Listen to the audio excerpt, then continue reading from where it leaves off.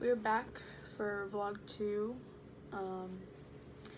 This week we are also focusing on these same books, Reading Pop Culture and the Rhetorical Act. This week, Reading Pop Culture is chapter 7, and the Rhetorical Act is chapter 13. And the main goal of this week is focusing on trying to distinguish how media's rhetoric has influenced American culture and society. So there's 6 different essays, kind of like last week, different authors, different topics, but they all relate back to the influence that rhetoric has. So essay 1 is written by Vicesimus Knox, and he mainly discusses how current members of society are blind from reality. They're blinded from reality because there is a false sense of how one should be dressed, should be seen, should be heard. And this all dates back to over 50 years ago when novels would be told to make characters look perfect, and ever since that's what everyone believes they should appear as. And actually the first essay is called On Novel Reading. So he discusses how like paintings in the novels were just like of beautiful human beings, and everybody reading those novels believed that that's what they should look like. So they have influenced the society to just be totally blinded of not caring and just focus on what everyone thinks they should look like. So that's that essay.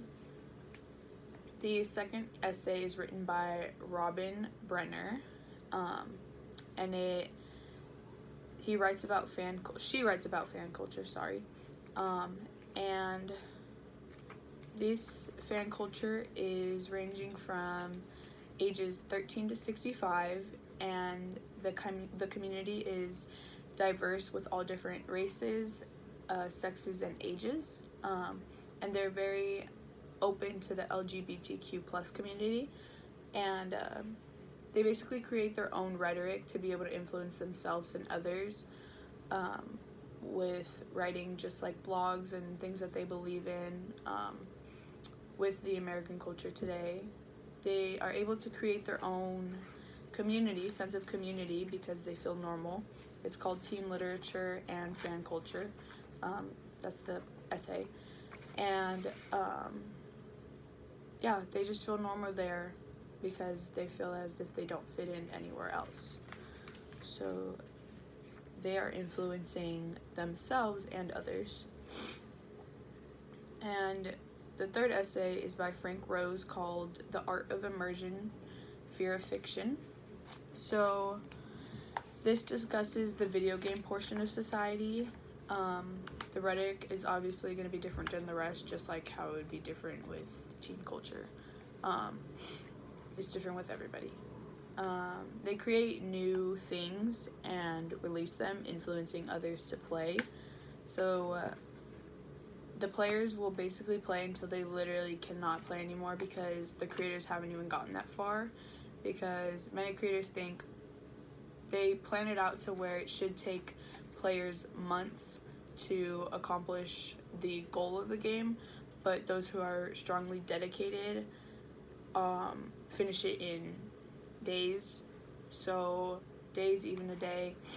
So it's an addiction for gamers basically, but it also brings people together, just like the last essay by Robin Brenner, and it also does create their sense of community, makes them feel as if they're welcomed. And the fourth essay is written by Chuck Klosterman, and he also goes into another version of fiction. This time it's discussing zombies, and he basically compares zombies to American society. It's called My Zombie, Myself, Why Modern Life Feels Rather Undead. So it's basically in the title.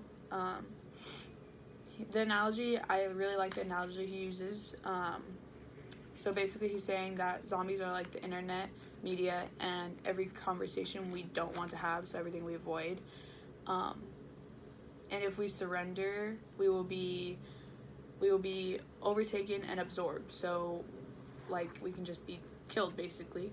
As long as we try and avoid the toxic things in life, we can maybe survive. So that's that essay.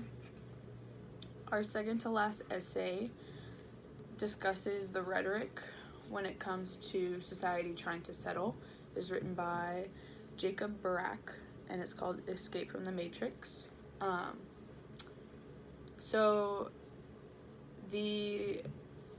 It talks about how society has a very hard time settling for less than perfect, because then they feel as if they won't fit in.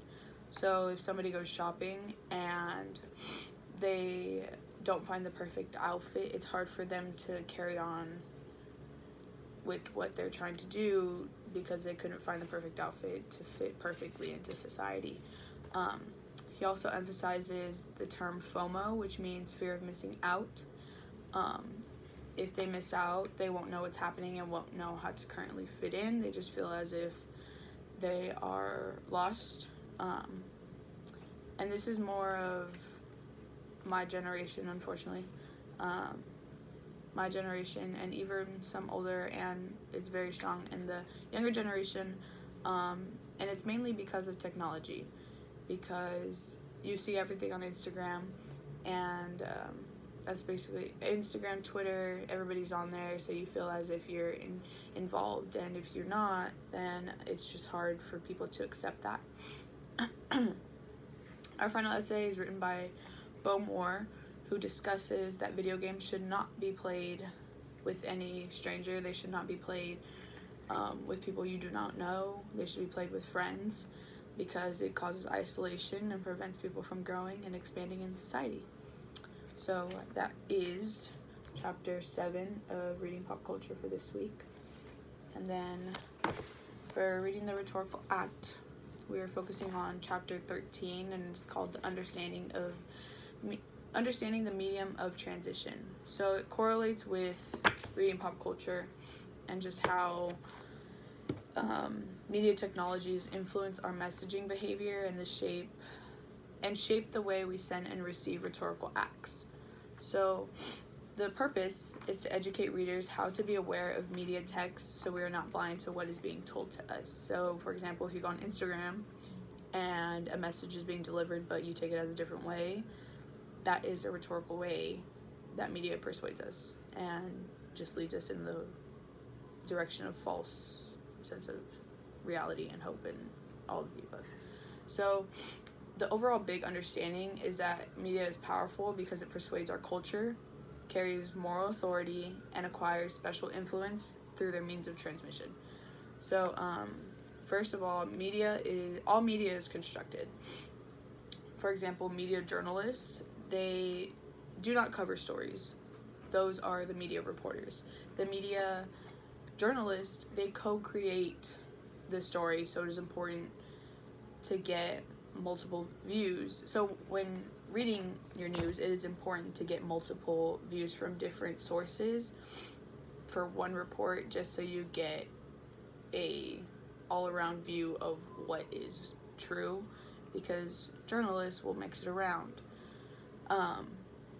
Secondly, media messages use a language with its own rules. So there are many terms that don't make sense to those not related in the media field, but do to those involved. So, for example, a kind of like a modern day example of this could be Instagram pictures. So there are apps. There are plenty of apps to be able to edit pictures, reshape everything, Photoshop them, and this is a media language of how to get your audience to believe something else that isn't true. Third is different people experience the same media messages differently. They interpret it differently. Media teams target certain people based on things such as their age, their background, their gender, income, their income level, their religion, everything. So kind of basing it back to the the media messages, they kind of just aim at their target so that they can get more attention to it. So fourth, media is primarily driven by profit and not desire. So many media platforms wouldn't succeed without advertising, which is why wherever you go, wherever you Google, Instagram, Twitter, games, literally anything, multiple ads come up because nothing is ever free. And that's their way of making their profit. Fifth, media has embedded values and point of views. So not all media platforms have the same political views, for example, such as MSNBC and Fox News. They are different. There are different political views, such as conservative or liberal. So they report differently. That's why, again, when reading your media, to get a overall view and look at multiple sources, that way you can get a clear view of what the actual story is. All media companies grow and they become less diversified, and as a result, the principle of media becomes more pronounced. And lastly, the media is persuasive and they carry high moral authority. So because they are the media and because they can basically convince others of anything, their ethos level is very high. So that is chapter 13 of the Rhetorical Act, chapter 13, chapter 7, and that is it for this week.